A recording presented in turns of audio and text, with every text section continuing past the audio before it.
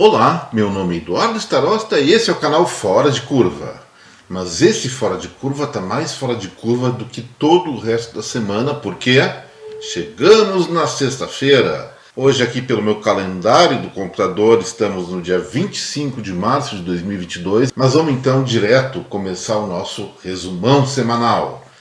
Segunda-feira, pessoal, eu centrei a atenção na questão, de novo, da guerra entre Rússia e Ucrânia, mas sob um aspecto, sob um enfoque um pouquinho diferente. Nós, pela grande mídia, nos acostumamos, nesse momento histórico, a demonizar o presidente Vladimir Putin, porque, evidentemente, ele começou a guerra, eu defendo isso também, e quem começa um embate desse tipo, com muito mais poder bélico, efetivamente tem que receber a culpa pelo desastre, pelo genocídio que está acontecendo lá. Mas isso não quer dizer que o oponente dele seja um santinho. Essa questão de política internacional tem muita sujeira dentro. O que me chamou a atenção a respeito do presidente ucraniano? Nos últimos dias ele simplesmente baniu, proibiu de existir 11 partidos à sua oposição. O argumento dele é que seriam agremiações pró-Rússia, mas pessoalmente não acredito que 11 partidos políticos, todos eles, simplesmente defendam um país invasor. Essa questão aí tem algumas coisas obscuras no meio, e nesse sentido eu digo, vamos acender um sinal amarelo em relação aos Zelensky também. Se ele não é o culpado do que está acontecendo nesse momento naquela região do mundo, as práticas políticas dele, sim, depõem contra o caráter dele próprio. Na segunda-feira também nós comentamos a respeito de um daqueles famosos estudos das universidades americanas, e nesse o que foi apontado? Que a tecnologia atual já tem possibilidade de eliminar 90% do tráfego rodoviário de carga sendo conduzido por seres humanos. Ou seja, máquinas iriam dirigir os caminhões em longa distância, restando aos caminhoneiros de profissão apenas a condução em ambientes urbanos e manobras mais específicas. Essa é uma tendência que, se consolidada, realmente vai se espalhar pelo mundo. Pode criar, sim, um problema ocupacional para essas pessoas que deixam de ter esse meio de vida, mas o progresso é assim mesmo. E aí nós recomendamos que as entidades de caminhoneiros comecem a orientar os seus associados no sentido de buscar mercados mais específicos quando isso for procedente, e também eventualmente desenvolver novas aptidões profissionais. E ainda na segunda-feira, o dólar baixou dos R$ 5. Agora já está quase chegando no patamar de 4,70. Deixa eu ver quanto que está a cotação agora quando eu estou gravando Fora de Curva, que são 17 horas e 27 minutos. De acordo com o site investing.com, a relação entre dólar e real, a cotação, chegou agora a R$ 4,74. Falta apenas 4 centavos para que essa paridade alcance o que eu chamo de ponto de equilíbrio, que vai de 4,70 no máximo a 4,40, 4,45 no mínimo. Se cair desse patamar, em princípio, a indústria brasileira vai ter sérios problemas de competitividade para exportar. Na terça-feira, a gente trabalhou na questão da perspectiva de aumentar ainda mais os juros na próxima reunião do Copom, Conselho de Política Monetária, que deve subir a taxa Selic em mais um ponto percentual, chegando então a 12,75%. E junto com isso, a ata da reunião do Copom, que foi divulgada na segunda-feira, alertou para uma coisa: se a guerra entre Rússia e Ucrânia continuar, esses 12,75 pode não ser o limite máximo, eles podem continuar aumentando até que a paz esteja restabelecida no mundo. E aí eu pergunto, tem uma expressão que se usa muito aqui no Rio Grande do Sul, mas por uma questão de educação eu não vou usar aqui no YouTube, acho que seria censurado se usasse. Mas a expressão indaga a respeito da relação entre uma parte íntima do corpo humano, que serve para expelir porcarias, com as nossas cuecas. Uma coisa, em princípio, se não tem vazamentos, não tem nada a ver com a outra. Mas o Banco Central, sim, ele vinculou a questão de uma futura e provável alta maior ainda de juros com a guerra lá no leste da Europa.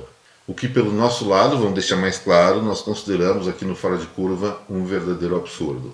E nesse dia nós também dedicamos algum espaço Há um projeto de lei de um deputado cearense, que eu não me lembro o nome agora, lá no Fora de Curva de terça tem, que entrou com um projeto de lei bastante interessante, permitindo a fabricação de carros populares a diesel.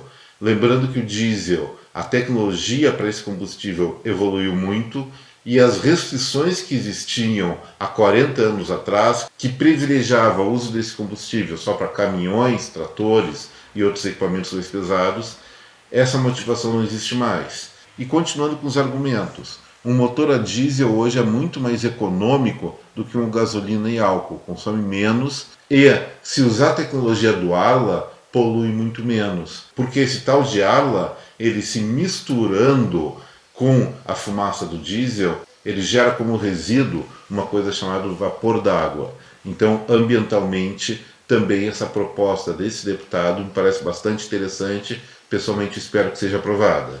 Na quarta-feira, nós voltamos a tratar da guerra entre Rússia e Ucrânia, mas agora com uma abordagem também diferente. Ao que parece, o exército russo está exaurido e está perdendo a sua força de ataque, enquanto os ucranianos promovem fortes reações, fazendo com que as forças armadas russas comecem a recuar em vários pontos do fronte de batalha. A meu ver, mesmo que os russos sejam expulsos de todo o território da Ucrânia, o que não me parece uma coisa muito provável, pelo menos nesse momento, não dá para afirmar que isso seja o início do fim das hostilidades. Os russos ainda têm muitas armas inovadoras que já estão usando, como as bombas hiperbáricas e esses mísseis ultrassônicos. Então, se o exército está em frangalhos, mas eles nunca trataram bem suas forças armadas, os soldados normalmente vivem numa situação de pré-indigência. Então, se as forças armadas estão caindo, o estoque de armas deles ainda é muito vasto, variado e perigosíssimo. Também naquele dia a gente tratou rapidamente de uma iniciativa fantástica, uma iniciativa elogiável do Ministério da Economia de reduzir imposto de importação, especialmente sobre produtos estratégicos. Cai o preço do etanol importado, cai o preço de diversos gêneros alimentícios, além de produtos da informática como computadores e celulares. E a quinta-feira, ou seja, ontem, foi um daqueles dias que, por mais que a gente pesquisasse sobre notícias, sobre tendências, não tinha nada realmente de novo. Então, o cabeça de planilha aqui resolveu fazer uma pesquisinha para descobrir quais seriam as melhores cidades do Brasil para começar uma vida nova, para começar a empreender. E se você assistiu Fora de Curva de ontem, que é um dos que mais está bombando nessa semana, você vai ver que a maior parte dos municípios com renda per capita elevada e economia diversificada são de tamanho médio, entre 160 e 650 mil habitantes. Vale a pena assistir esse vídeo de ontem, especialmente se você tiver interesse em começar um novo negócio em um novo lugar, buscar novas chances na sua vida. Então vamos lá para o Fora de Curva de quinta-feira, cujo título é Melhores Cidades do Brasil para Prosperar. Só antes, é claro, vai encerrar sim esse que você está assistindo, que tem ainda algumas coisas interessantes pela frente. Então chegamos hoje na sexta-feira. E quais são os destaques que nós podemos dar sobre o que aconteceu no campo da economia, da política, da cultura, sobre qualquer coisa no dia de hoje? A informação de mercado, talvez mais relevante, foi a liberação do IPCA 15 agora de março. Então, é metade da inflação de fevereiro e metade da inflação de março. Pois bem, o IPCA 15 de março desacelerou em relação a fevereiro para 0,95%. Está alto, claro, está elevadíssimo ainda, mas já mostra uma desaceleração, certamente provocada pelas chuvas do mês passado, não pelo que aconteceu agora em março. Tanto que o item de consumo que mais subiu foi exatamente alimentação e bebidas com 1,95%. Aumentou também artigos de residência, mas é pouco relevante para formar a inflação total, responde apenas por 3,9%, e a questão de saúde, que subiu 1,3% e influencia o índice total em 12%. De resto, o percentual de variação dos demais grupos de consumo do IPCA 15 ficaram em patamares razoáveis, entre 0,14% e 0,5%.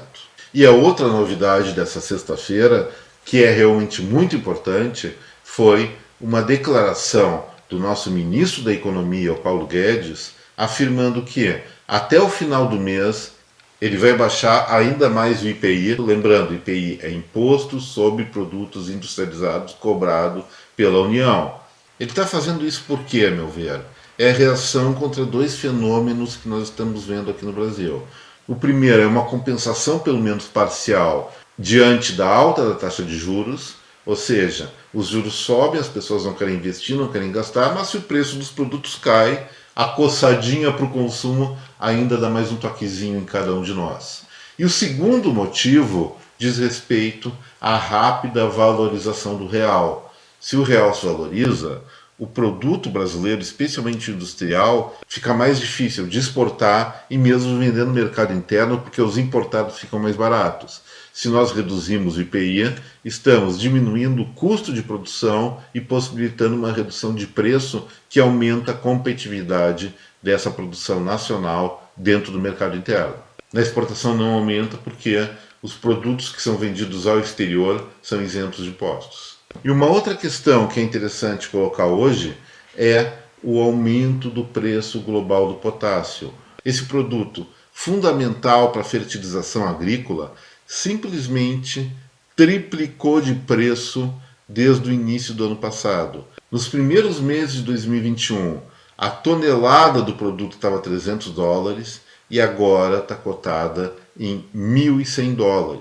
E nesse ponto vale lembrar que o Brasil importa mais de 90% do potássio que consome na agricultura e nós temos aqui no nosso país jazidas bastante ricas desse produto, só que elas estão concentradas em primeiro plano lá na Amazônia e tem todo o problema ambiental para minerar esse recurso. Parece que existe também algumas reservas no Sergipe, mas juntando essas duas regiões, o Brasil sim, ou poderia ficar autossuficiente nesse produto, ou diminuiria muito essa dependência do exterior, o que seria uma coisa boa para o negócio brasileiro e excelente para a economia dos pequenos e médios municípios do nosso país. E agora, mudando o foco do Fora de Curva para coisas mais interessantes, vamos começar as nossas crônicas pré-final de semana falando de uma mulher muito desaforada que acho que vai ser, não acho, foi proibida de andar de avião numa companhia aérea britânica. Essa mulher, o nome dela é Catherine Bush. Será que é parente daqueles dois ex-presidentes dos Estados Unidos? Talvez seja, porque é muito maluca. Ela simplesmente entrou no avião com destino à cidade da Turquia e resolveu se irritar com o choro das crianças. E aí queria mandar as crianças calar a boca, e criança quando manda calar a boca é que não cala mesmo, deu toda aquela bagunça, chegou a comissária de bordo para conversar com ela, para acalmar, ela deu-lhe um tabefe na comissária de bordo e começou a bater em todo mundo. Parecia uma lutadora de vale-tudo lá no avião. Resultado, esta nave teve que pousar na Suíça e essa parente dos Bush foi expulsa do avião e nunca mais vai poder botar os pés nessa companhia. E ainda tomou uma multa, parece que de 5.000 euros. Bem feito para ela. Quem manda ela se irritar com choro de criança? Se bem que tem uns que são bem pentelho, né? Mas aí, saindo das tretas britânicas e europeias, vamos para uma confusão bem brasileira. Uma senhora que, já em respeito ao nosso país, eu não vou dizer o nome dela, ela resolveu fazer uma viagenzinha também de avião e levou uma bagagem para despachar um tanto quanto incomum. A moça queria dar de presente para alguém, eu queria levar o seu botijão de gás de estimação. Evidentemente, quem foi ver a bagagem não deixou passar. Um botijão de gás dentro de um avião simplesmente pode virar uma bomba que pode acabar com a nave. Mas a senhora, essa aí, mesmo contrariada, chegou até pensou, não, eu vou esvaziar o botijão aqui no aeroporto, imagina gás voando para tudo que é lado, intoxicando as pessoas. Mas ela não chegou, não foi tão longe como a senhora Bush e não chegou às vias de fato. Deixou o botijãozinho dela lá no aeroporto e embarcou em paz. Mas isso não poderia ficar sem registro. Então, nós já passamos pela Europa, pelo Brasil, vamos lá para os Estados Unidos, só que a gente não vai de avião para lá, vamos de barco. Por quê? Estava um sujeito com a sua esposa, um senhor idoso, devia ter uns 75 anos, passeando de barquinho com a sua véia, e de repente vê um sujeito mais jovem caindo de um jet ski. Lógico que um bom coração vai lá, acudir o moço, o jet ski estava com uma outra moça dirigindo, Então foram socorrer o rapaz, e daí o rapaz subiu no barco do casal de idosos, estava completamente bêbado e começou a distribuir sopapo para os dois. E nessa tonteira, tibum, caiu de novo na água. E o senhor, muito bondoso, excelente coração, viu que o rapaz ia se afogar, mesmo com tanta violência praticada por ele, resolveu, não, vou te dar mais uma chance, mas você vai ficar em paz. Puxou de novo o cara para o barco e começou de novo a pancadaria. E aí o senhor, muito camalmente, mesmo levando um monte de tapa, um monte de soco, um monte de safanão, simplesmente pegou a sua arma e pimba, alvejou o cara morreu. Imagina um sujeito, tem a sua vida, salva duas vezes pela mesma pessoa, o senhor idoso, e mesmo assim queria bater no velhinho. Bem feito por esse tiro tomado, foi legítima defesa, e você, se estiver afogando porque brigou com a namorada e caiu fora do jet ski, não seja violento contra os seus salvadores. Pode tomar balaço também. E para finalizar o Fora de Curva dessa sexta-feira, eu tenho uma notícia que eu não sei se é boa ou ruim. É um avanço científico, é verdade. O que aconteceu? Aquelas pesquisas com rato que os norte-americanos são viciados, agora feito pela American Chemical Society, provou com eficiência de 99% anticoncepcional para ratos machos. Ou seja, isso aí logo vai passar para os humanos, vai ser fabricado para os humanos, que esse é o objetivo, e aí vai ser decretado o fim do golpe da barriga. Mas isso estava mais ou menos sob controle porque existe a camisinha, que além de evitar a gravidez não planejada, protege tanto o homem como a mulher da transmissão eventual de doenças venéreas.